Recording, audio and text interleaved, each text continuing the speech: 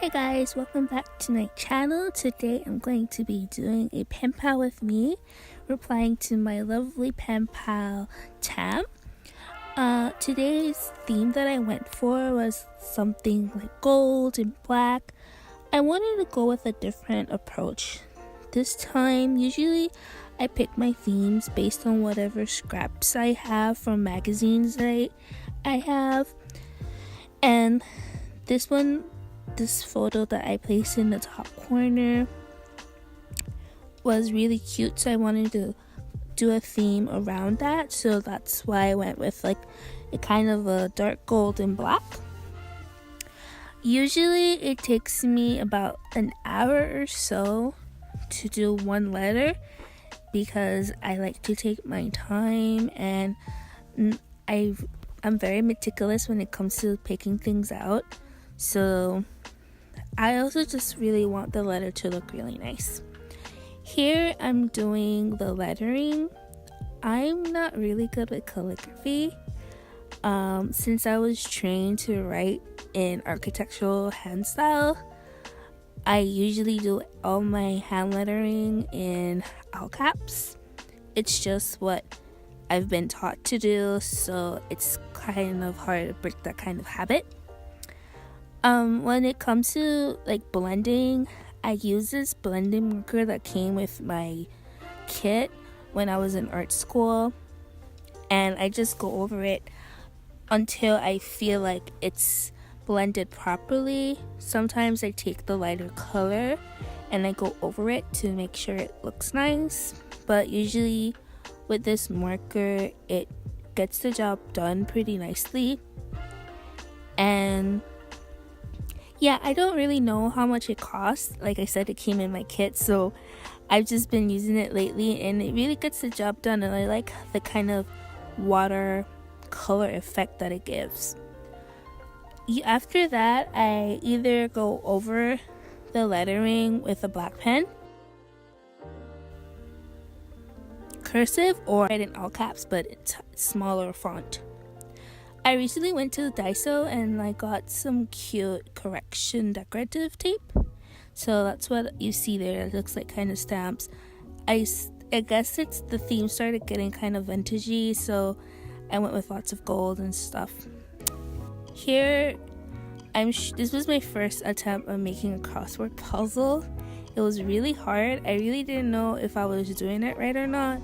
So I started to use like a light colored pencil to write out the words first so I know where to place them, and to make sure that I had enough boxes to have the correct word. So this is just like a time lapse of me filling up the paper.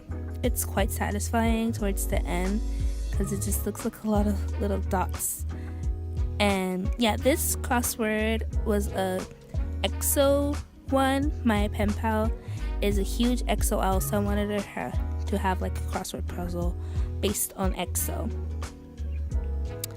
After that, I usually start looking for the stickers, but my pen pal Tam sent me a really funny quote, so I replied back to it asking if all chickens have to be eaten. I know it's pretty random, but I wanted to add it in. I also got this little like I guess it could be like a sticker holder or a money holder. I'm not really sure, but I bought it recently and I used it to put these stickers that I've purchased from group orders and from Daiso as well. Usually for the memo pads, I have lots of different designs, and I usually pick all of them based on the color. So I went with a green. This time I didn't have any like gold or yellow that matched the vintagey kind of gold theme that I was going for, but it was the closest thing I have, and I think it came out pretty well. I also included a Pokemon card because I just felt it was really cute and it matches the color scheme, and we recently were talking about Pokemon, so I wanted to include that in the pen pal letter as well. After I completed like everything that I'm going to put in the letter, I decorate the envelope, but I usually don't put a lot of things because I'm afraid that someone's going to steal it, so I keep it pretty simple. I do the same lettering that I did on the actual letter on the envelope, and then I pick out magazine cuttings from my interior design magazines to decorate the front of the envelope.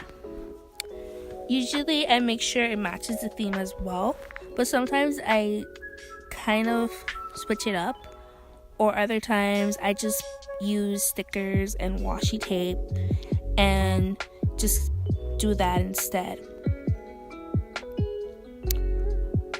This was kind of difficult. The sticker that I was trying to place for some reason was not sticking properly, so I had to stick it on twice and try to put it down. As you can see, I was using my finger. And then in the back I usually write a little note for the mailman so they don't bend the letter, and that's it.